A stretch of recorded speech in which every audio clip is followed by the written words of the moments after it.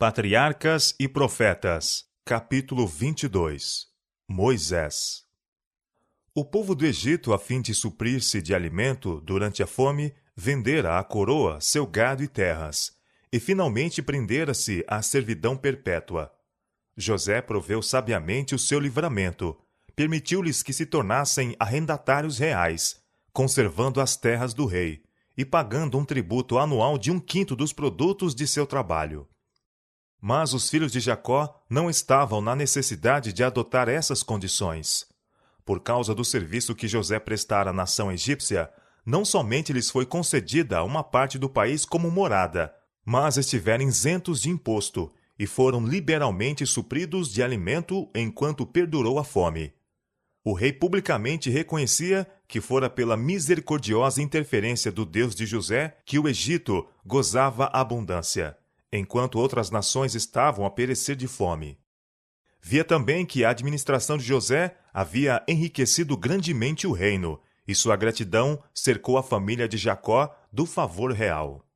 Mas, passando-se o tempo, o grande homem a quem o Egito tanto devia, e a geração abençoada pelos seus labores, desceram ao túmulo. E levantou-se um novo rei sobre o Egito, que não conhecera a José. Êxodo capítulo 1 e capítulo 2, versos 1 a 10. Não que ignorasse os serviços de José à nação, mas não desejava reconhecê-los, e quanto possível, queria sepultá-lo no ouvido. Eis que o povo dos filhos de Israel é muito e mais poderoso do que nós. Eia, usamos sabiamente para com ele, para que não se multiplique e aconteça que, vindo guerra, ele também se ajunte com os nossos inimigos e peleje contra nós e suba da terra. Os israelitas já se haviam tornado muito numerosos, frutificaram e aumentaram muito e multiplicaram-se, e foram fortalecidos grandemente, de maneira que a terra se encheu deles. Sob o cuidado amparador de José e o favor do rei que então governava, tinham-se eles espalhado rapidamente pelo país, mas haviam se conservado como uma raça distinta, nada tendo em comum com os egípcios, nos costumes ou na religião, e seu número crescente excitava agora os temores do rei e de seu povo. Não acontecesse, em caso de guerra, se unissem eles com os inimigos do Egito. Contudo, a prudência vedava o seu banimento do país. Muitos deles eram hábeis e inteligentes operários, e contribuíam grandemente para a riqueza da nação. O rei necessitava de tais trabalhadores para a ereção de seus magnificentes palácios e templos. Conseguintemente, ele os equiparou aos egípcios, que com suas posses se haviam vendido ao reino. Logo foram postos sobre eles maiorais de tarefas, e tornou-se completa sua escravidão. E os egípcios faziam servir os filhos de Israel com dureza. Assim lhes fizeram amargar a vida, com dura servidão, em barro e em tijolos, e com todo o trabalho no campo, com todo o serviço em que o serviam com dureza. Mas quanto mais o afligiam, tanto mais se multiplicava e tanto mais crescia. O rei e seus conselheiros tiveram a esperança de subjugar os israelitas com rude trabalho, e assim diminuir seu número e aniquilar-lhes o espírito independente. Fracassando na realização de seu propósito, recorreram a medidas mais cruéis.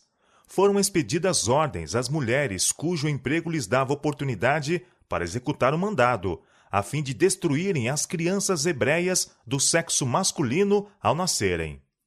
Satanás foi um instigador disto. Sabia que um libertador deveria levantar-se entre os israelitas, e levando o rei a destruir seus filhos, esperava frustrar o propósito divino. As mulheres, porém, temiam a Deus e não ousavam executar o cruel mandado. O Senhor aprovou o procedimento delas e prosperou-as. O rei, irado pelo fracasso de seu desígnio, tornou a ordem mais insistente e ampla, a dar caça e a matar as suas vítimas indefesas. Então ordenou Faraó a todo o seu povo, dizendo: a todos os filhos que nascerem lançareis no rio, mas a todas as filhas guardareis com vida. Enquanto este decreto estava em pleno vigor, um filho foi nascido a Anrão e Joquebede, israelitas devotos da tribo de Levi. A criança era um menino formoso, e os pais, crendo que o tempo do libertamento de Israel se estava aproximando, e que Deus levantaria um libertador para seu povo, resolveram que seu filhinho não fosse sacrificado. A fé em Deus fortaleceu seu coração, e não temeram o mandamento do rei. Hebreus capítulo 11, verso 23. A mãe conseguiu esconder a criança durante 3 meses. Então, achando que não mais a poderia conservar sem perigo, preparou uma pequena arca de junco, tornando-a impermeável por meio de betume e pés. E pondo nela a criança, colocou-a entre os juncos à margem do rio. Não ousou ficar para vigiá-la, com receio de que a vida da criança e a sua própria vida se perdessem. Mas sua irmã Miriam deteve-se perto, aparentemente indiferente, mas observando ansiosa para ver o que seria de seu irmãozinho. E havia outros vigias. As orações fervorosas da mãe haviam confiado seu filho ao cuidado de Deus. E anjos invisíveis pairavam sobre o seu humilde lugar de descanso. Os anjos encaminharam a filha de Faraó para ali. Sua curiosidade foi provocada pela pequena cesta, e ao olhar para a linda criança que dentro estava, leu a história num relance. As lágrimas do bebê despertaram-lhe a compaixão, e suas simpatias se estenderam à mãe desconhecida que recorrera a tal meio para preservar a vida de seu precioso pequerrucho. Resolveu que ele deveria ser salvo. Ela o adotaria como seu. Miriam estivera a notar secretamente tudo o que se passava. Percebendo que a criança era olhada com ternura, arriscou-se a aproximar-se e disse finalmente: Irei eu chamar uma ama das hebreias que crie este menino para ti? E a permissão foi dada. A irmã correu para a mãe com a feliz nova e, sem demora, voltou com ela à presença da filha de Faraó. Leva este menino e cria-mo. Eu te darei teu salário, disse a princesa. Deus tinha ouvido as orações da mãe. Fora recompensada a sua fé. Com profunda gratidão foi que ela deu início à sua tarefa, agora sem perigos e feliz. Fielmente aproveitou a oportunidade para educar seu filho para Deus. Confiava em que ele fora preservado para alguma grande obra, e sabia que breve deveria ser entregue à sua régia mãe, para ser cercado de influências que tenderiam a desviá-lo de Deus. Tudo isto a tornava mais diligente e cuidadosa em sua instrução do que nas dos demais filhos. Esforçou-se por embeber seu espírito com temor de Deus e com amor à verdade e justiça, e fervorosamente orava para que ele pudesse preservar-se de toda influência corruptora. Mostrou-lhe a loucura e o pecado da idolatria, e cedo o ensinou a curvar-se e a orar ao Deus vivo, que unicamente poderia ouvi-lo e auxiliá-lo em toda a emergência. Ela conservou consigo o rapaz tanto quanto pôde. Foi, porém, obrigada a entregá-lo quando ele teve aproximadamente 12 anos. Foi levado de sua humilde choupana ao palácio real, para a filha de Faraó, e se tornou seu filho. Contudo, mesmo ali, ele não perdeu as impressões recebidas na infância. As lições aprendidas ao lado de sua mãe não as esquecia. Era um escudo contra o orgulho, a incredulidade e o vício, que medravam por entre os esplendores da corte. De que grande alcance em seus resultados foi a influência daquela mãe hebreia, sendo ela, entretanto, uma exilada e escrava. Toda a vida futura de Moisés, a grande missão que ele cumpriu como chefe de Israel, testificam da importância da obra de uma mãe cristã. Não há outro trabalho que possa igualar a este. Em parte muito grande, a mãe tem nas mãos o destino de seus filhos. Ela trata com mentes e caracteres em desenvolvimento, trabalhando não somente para o tempo, mas para a eternidade. Está a semear sementes que brotarão e frutificarão, quer para o bem, quer para o mal. Ela não tem a desenhar formas de belezas na tela, ou esculpi-las no mármore, mas imprimir na alma humana a imagem do divino. Especialmente durante os primeiros anos, recai sobre ela a responsabilidade de formar o caráter de seus filhos. As impressões então produzidas na mente destes, em desenvolvimento, permanecerão com eles por toda a vida. Os pais devem dirigir a instrução e ensino de seus filhos enquanto muito pequenos, com o objetivo de poderem eles ser cristãos. São postos sob o nosso cuidado para serem ensinados, não como herdeiros do trono de um reino terrestre, mas como reis para Deus, a fim de reinarem pelos séculos intérminos. Que toda mãe sinta serem inapreciáveis os seus momentos. Sua obra será provada no dia solene do ajuste de contas. Achar-se-á então que muitos dos fracassos e crimes de homens e mulheres resultaram da ignorância e negligência daqueles cujo dever era guiar os pés infantis no caminho direito. Ver-se-á então que muitos que têm abençoado o mundo com a luz do gênio, da verdade e santidade, devem os princípios que foram a mola mestra de sua influência e êxito a uma mãe cristã que orava. Na corte de Faraó, Moisés recebeu o mais elevado ensino civil e militar. O monarca resolvera fazer de seu neto adotivo o seu sucessor no trono, e o jovem foi educado para sua elevada posição. E Moisés foi instruído em toda a ciência dos egípcios, e era poderoso em suas palavras e obras. Atos capítulo 7, verso 22. Sua habilidade como chefe militar tornou-o favorito dos exércitos do Egito, e era geralmente considerado personagem notável. Satanás fora derrotado em seu propósito. O mesmo decreto que condenava as crianças hebreias à morte tinha sido superiormente encaminhado por Deus, de modo a favorecer o ensino e educação do futuro chefe de seu povo. Os anciãos de Israel foram instruídos pelos anjos de que o tempo para o seu libertamento estava próximo, e que Moisés era o homem que Deus empregaria para realizar esta obra. Os anjos também instruíram a Moisés quanto a havê-lo Jeová escolhido para quebrar o cativeiro de seu povo. Supondo que deveriam obter sua liberdade pela força das armas, tinha ele a expectativa de levar o exército hebreu contra as hostes do Egito, e tendo isto em vista, prevenia-se contra suas afeições, receando que, pelo seu apego à mãe adotiva ou a Faraó, não estivesse livre para fazer a vontade de Deus. Pelas leis do Egito, todos os que ocupavam o trono dos faraós deviam fazer-se membros da casa sacerdotal. E Moisés, como herdeiro presumível, deveria iniciar-se nos mistérios da religião nacional. Este dever foi confiado aos sacerdotes.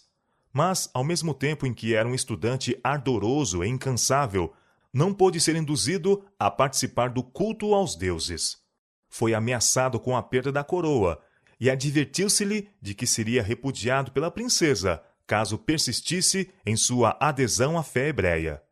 Mas ele foi inabalável em sua decisão de não prestar homenagem a não ser ao único Deus, o Criador do céu e da terra. Arrazoava com sacerdotes e adoradores, mostrando a loucura de sua veneração supersticiosa a objetos insensíveis. Ninguém lhe podia refutar os argumentos, nem mudar o propósito. Contudo, provisoriamente foi tolerada sua firmeza, por causa de sua elevada posição, e do favor em que era tido pelo rei, bem como pelo povo. Pela fé, Moisés, sendo já grande, recusou ser chamado filho da filha de Faraó, escolhendo antes ser maltratado com o povo de Deus, do que por um pouco de tempo ter o gozo do pecado, tendo por maiores riquezas o vitupério de Cristo do que os tesouros do Egito, porque tinha em vista a recompensa. Hebreus capítulo 11, versos 24 a 26. Moisés estava em condições para ter preeminência entre os grandes da terra, para brilhar nas cortes do mais glorioso dentre os reinos e para empunhar o cetro do poder. Sua grandeza intelectual o distingue acima dos grandes homens de todos os tempos.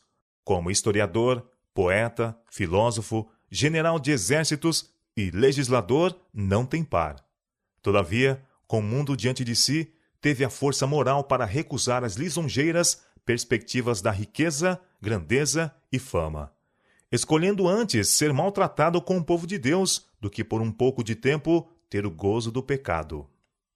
Moisés fora instruído com relação à recompensa final a ser dada aos humildes e obedientes servos de Deus, e as vantagens mundanas tombaram na insignificância que lhes é própria em comparação com aquela recompensa. O palácio magnificente do faraó e o trono do monarca foram apresentados como um engodo a Moisés. Sabia ele, porém, que os prazeres pecaminosos que fazem os homens se esquecerem de Deus achavam-se em seus passos senhoriais. Ele olhava para além do magnífico palácio, para além da coroa do monarca, para as altas honras que serão conferidas aos santos do Altíssimo, em um reino incontaminado pelo pecado. Viu pela fé uma coroa incorruptível que o Rei do céu colocaria sobre a fronte do vencedor. Esta fé o levou a desviar-se dos nobres da terra e unir-se à nação humilde, pobre e desprezada, que preferia obedecer a Deus a servir ao pecado. Moisés ficou na corte até a idade de 40 anos. Seus pensamentos volviam muitas vezes à condição abjeta de seu povo, e visitava os irmãos em sua servidão, e os animava com a segurança de que Deus agiria em seu livramento. Muitas vezes, compungindo até a indignação à vista da injustiça e opressão, ardia por vingar suas afrontas. Um dia em que estava assim, fora, vendo um egípcio ferir um israelita, lançou-se para a frente e matou o egípcio. A não ser o israelita, não houvera testemunha desta ação, e Moisés imediatamente sepultou o corpo na areia. Ele se mostrara agora pronto para sustentar a causa de seu povo, e esperava vê-los levantar-se a fim de recuperar sua liberdade. Ele cuidava que seus irmãos entenderiam que Deus lhe havia de dar a liberdade pela sua mão, mas eles não entenderam. Atos capítulo 7, verso 25. Ainda não estavam preparados para a liberdade. No dia seguinte, Moisés viu 2 hebreus que contendiam entre si, estando um deles evidentemente em falta. Moisés reprovou o delinquente, que logo se desforrou daquele que o reprovava, negando seu direito de intervir, e vilmente acusando-o de crime. Quem te tem posto a ti por maioral e juiz sobre nós? Disse ele. Pensas matar-me como mataste ao egípcio? Êxodo capítulo 2, verso 14. Toda a questão depressa se tornou conhecida pelos egípcios, e grandemente exagerada, logo chegou aos ouvidos de Faraó.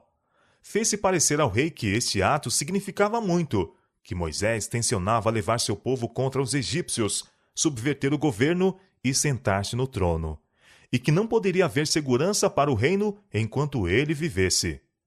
De pronto, foi resolvido pelo monarca que ele morresse, mas, apercebendo-se de seu perigo, escapou e fugiu rumo da Arábia. O Senhor dirigiu seus passos, e ele encontrou acolhida em casa de Jetro, sacerdote e príncipe de Midian, que também era adorador de Deus. Depois de algum tempo, Moisés desposou uma das filhas de Jetro, e ali, ao serviço de seu sogro, como guardador de seus rebanhos, permaneceu 40 anos. Matando o egípcio, Moisés caíra no mesmo erro tantas vezes cometido por seus pais, de tomar nas próprias mãos a obra que Deus prometera fazer. Não era vontade de Deus libertar o seu povo pela guerra, como Moisés pensava, mas pelo seu próprio grande poder, para que a glória lhe fosse atribuída a ele tão somente. Todavia, mesmo este ato precipitado foi superiormente encaminhado por Deus a fim de cumprir seus propósitos. Moisés não estava preparado para sua grande obra. Tinha ainda a aprender a mesma lição de fé que havia sido ensinada a Abraão e Jacó.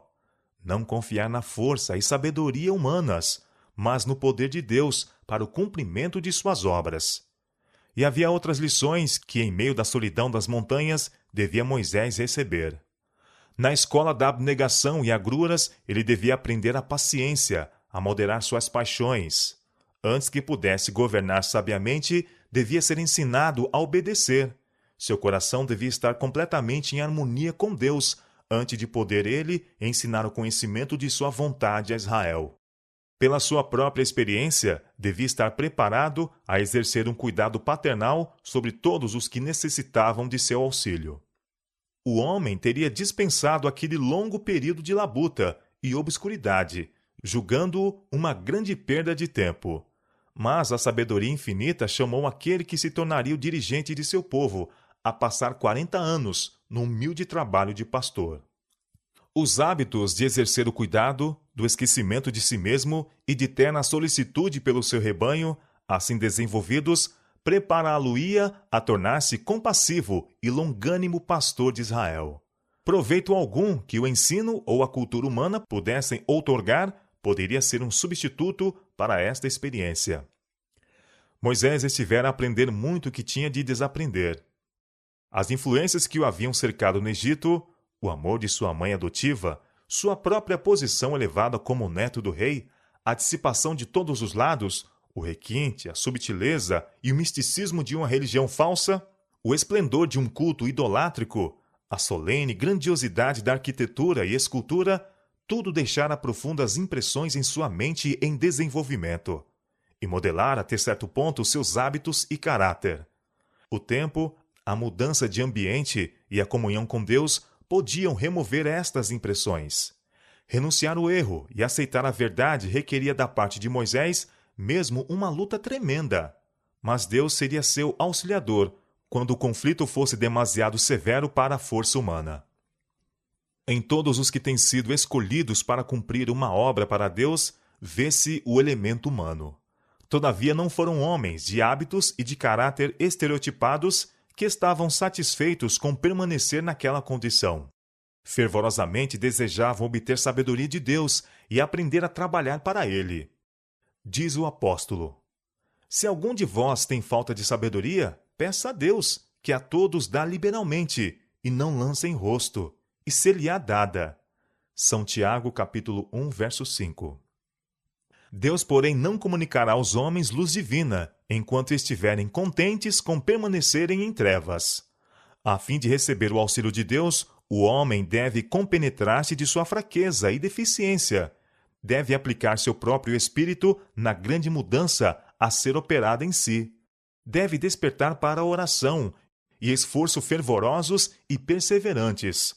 Maus hábitos e costumes devem ser repelidos, e apenas pelo esforço decidido, no sentido de corrigir tais erros e conformar-nos aos princípios retos, que a vitória pode ser ganha.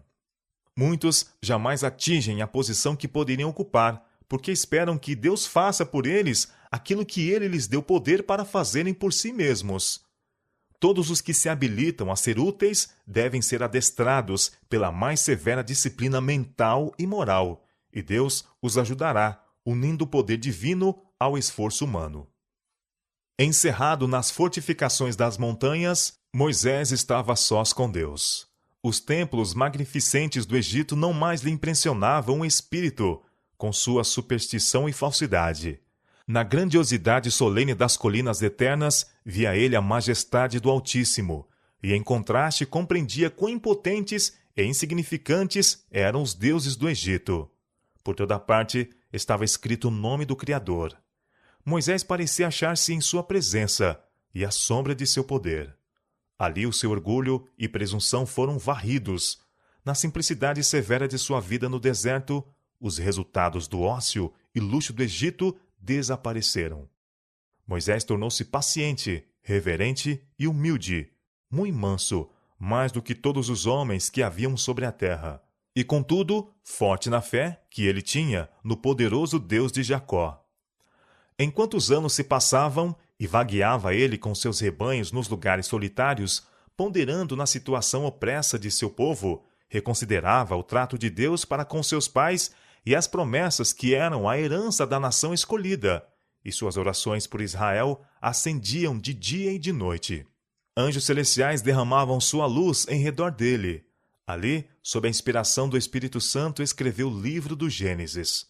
Os longos anos passados nas solidões do deserto foram ricos de bênçãos, não somente para Moisés e seu povo, mas para o mundo em todos os séculos subsequentes. E aconteceu depois de muitos desses dias, morrendo o rei do Egito, que os filhos de Israel suspiraram por causa da servidão e clamaram. E o seu clamor subiu a Deus por causa da sua servidão. E ouviu Deus o seu gemido, e lembrou-se Deus do seu concerto com Abraão, com Isaque e com Jacó. E atentou Deus para os filhos de Israel, e conheceu-os Deus. Êxodo capítulo 2, versos 23 a 25. Era vindo o tempo para o livramento de Israel. Mas o propósito de Deus devia cumprir-se de maneira a lançar o desdém sobre o orgulho humano. O libertador devia ir como um humilde pastor, apenas com uma vara na mão. Deus, porém, faria daquela vara o símbolo de seu poder. Guiando seus rebanhos um dia perto de Horebe, o monte de Deus, Moisés viu uma sarça em chamas, estando ramos, folhagem e tronco tudo a arder, não parecendo todavia consumir-se. Aproximou-se para ver a maravilhosa cena, quando uma voz da labareda o chamou pelo nome. Com lábios trêmulos, respondeu: Eis-me aqui. Advertiu-se-lhe que não se aproximasse irreverentemente. Tira os teus sapatos de teus pés, porque o lugar em que tu estás é terra santa. Eu sou o Deus de teu pai, o Deus de Abraão, o Deus de Isaque e o Deus de Jacó. Era aquele que, como o anjo do concerto, se revelara aos pais nos séculos passados. E Moisés encobriu seu rosto, porque temeu olhar para Deus. A humildade e a reverência devem caracterizar o comportamento de todos os que vão à presença de Deus. Em nome de Jesus, podemos ir perante Ele com confiança. Não devemos, porém, aproximar-nos dele com uma ousadia presunçosa, como se ele estivesse no mesmo nível que nós outros. Aos que se dirigem ao grande Todo-Poderoso e Santo Deus, que habita na luz inacessível, como se dirigissem a um igual, ou mesmo inferior. Aos que se portam em sua casa, conforme não imaginariam fazer na sala de audiência de um governador terrestre.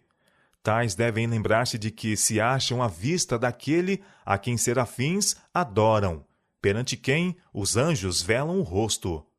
Deus deve ser grandemente reverenciado. Todos os que em verdade se compenetram de sua presença prostrar-se-ão com humildade perante ele, e como Jacó, ao contemplar a visão de Deus, exclamarão: Quão terrível é este lugar! Este não é outro lugar, senão a casa de Deus. Esta é a porta dos céus. Esperando Moisés, com um temor reverente diante de Deus, continuaram as palavras: Tenho visto atentamente a aflição do meu povo, que está no Egito, e tenho ouvido o seu clamor por causa dos seus exatores, porque conheci as suas dores. Portanto, desci para livrá-lo da mão dos egípcios e para fazê-lo subir daquela terra, a uma terra boa e larga, a uma terra que mana leite e mel. Vem agora, pois, e eu te enviarei a Faraó, para que tires o meu povo do Egito. Admirado e aterrorizado com a ordem, Moisés recuou, dizendo: Quem sou eu? Quem vá a Faraó e tire do Egito os filhos de Israel? A resposta foi: Certamente eu serei contigo. Isto te será por sinal de que te enviei. Quando houveres tirado este povo do Egito, servireis a Deus neste monte. Moisés pensou nas dificuldades que seriam encontradas na cegueira, ignorância e incredulidade de seu povo, muitos dos quais estavam quase destituídos do conhecimento de Deus. Eis que quando vier os filhos de Israel, disse ele, e lhes disser: O Deus de vossos pais me enviou a vós, e eles me disserem: Qual é o seu nome? Que lhes direi? A resposta foi: Eu sou o que sou. Assim dirás aos filhos de Israel: Eu sou, me enviou a vós. Moisés recebeu ordem de congregar primeiramente os anciãos de Israel, os mais nobres e justos entre eles, os quais desde muito se haviam afligido por causa de seu cativeiro, e declarar-lhes uma mensagem de Deus com uma promessa de livramento. Devia então ir com os anciãos perante o rei e dizer-lhe: O Deus dos hebreus nos encontrou. Portanto, deixa-nos agora ir caminho de 3 dias no deserto, para que ofereçamos sacrifícios ao Senhor. Moisés fora prevenido de que Faraó resistiria ao apelo de deixar ir Israel. Todavia, a coragem do servo de Deus não devia faltar, pois o Senhor com isto aproveitaria a ocasião para manifestar seu poder perante os egípcios e perante o seu povo. Eu estenderei a minha mão e ferirei-o ao Egito com todas as minhas maravilhas, que farei no meio dele. Depois vos deixará sair. Foram também dadas instruções quanto às provisões que deviam fazer para a viagem. O Senhor declarou: Acontecerá que quando sairdes, não saireis vazios, porque cada mulher pedirá à sua vizinha e à sua hóspeda vasos de prata e vasos de ouro e vestidos. Os egípcios tinham enriquecido pelo trabalho injustamente exigido dos israelitas, e como estes estavam para partir em viagem para sua nova morada, era justo que reclamassem a recompensa de seus anos de labuta. Deviam pedir artigos de valor que pudessem ser facilmente transportados, e Deus lhes daria graça aos olhos dos egípcios. Os grandes prodígios operados para o seu livramento aterrorizariam os opressores, de maneira que o pedido dos escravos seria satisfeito. Moisés viu diante de si dificuldades que pareciam insuperáveis. Que prova poderia ele dar a seu povo de que Deus, na verdade, o enviara? Eis que me não crerão, disse ele, nem ouvirão a minha voz, porque dirão, o Senhor não te apareceu. Provas que apelavam aos seus sentidos foram-lhe então dadas.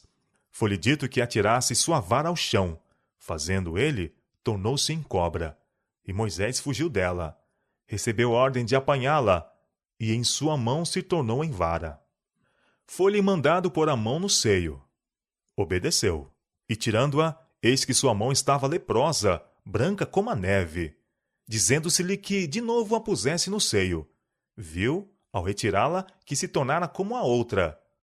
Por estes sinais, o Senhor assegurou a Moisés que seu povo, bem como Faraó, convencer-se-iam de que um ser mais poderoso do que o rei do Egito se manifestava entre eles. Mas o servo de Deus ainda se deixava vencer pelo pensamento da estranha e maravilhosa obra que diante dele estava. Em sua aflição e temor, agora alegava como desculpa a falta de uma fala desembaraçada. Ah, Senhor, eu não sou homem eloquente, nem de ontem, nem de anteontem, nem ainda desde que tens falado a teu servo, porque sou pesado de boca e pesado de língua. Durante tanto tempo havia ele estado afastado dos egípcios, que não tinham conhecimento tão claro e um uso tão pronto da língua, como quando estivera entre eles. O Senhor lhe disse, quem fez a boca do homem? Ou quem fez o mudo, ou surdo, ou o que vê, ou o cego? Não sou eu, o Senhor? A isto acrescentou-se outra segurança do auxílio divino. Vai, pois, agora, e eu serei com a tua boca, e te ensinarei o que hás de falar. Mas Moisés ainda rogou que fosse escolhida uma pessoa mais competente. Estas recusas, a princípio, procederam da humildade e retraimento, mas depois que o Senhor prometera remover todas as dificuldades e dar-lhe afinal o êxito, qualquer nova recusa e queixa a respeito de sua inaptidão mostravam falta de confiança em Deus. Isto envolvia um receio de que Deus fosse incapaz de habilitá-lo para a grande obra, para a qual o chamara, ou de que houvesse ele cometido um erro na escolha do homem. Moisés então foi mandado ir ter com Arão, seu irmão mais velho, que tendo estado em uso diário da língua dos egípcios, podia falá-la perfeitamente. Foi-lhe dito que Arão vinha a seu encontro. As palavras seguintes do Senhor foram uma ordem positiva. Tu lhe falarás e porás as palavras na sua boca. Eu serei com a tua boca e com a sua boca, ensinando-vos o que haveis de fazer. E ele falará por ti ao povo. E acontecerá que ele te será por boca, e tu lhe serás por Deus. Toma, pois, esta vara na tua mão, com que farás os sinais. Moisés não mais poderia opor resistência, pois todo motivo de escusa fora removido. A ordem divina dada a Moisés encontrou sem confiança em si, tardo no falar e tímido. Sentia-se vencido pela intuição de sua incapacidade de ser o porta-voz de Deus para Israel. Havendo, porém, aceito o trabalho, deu-lhe início com todo o coração, depositando toda a confiança no Senhor.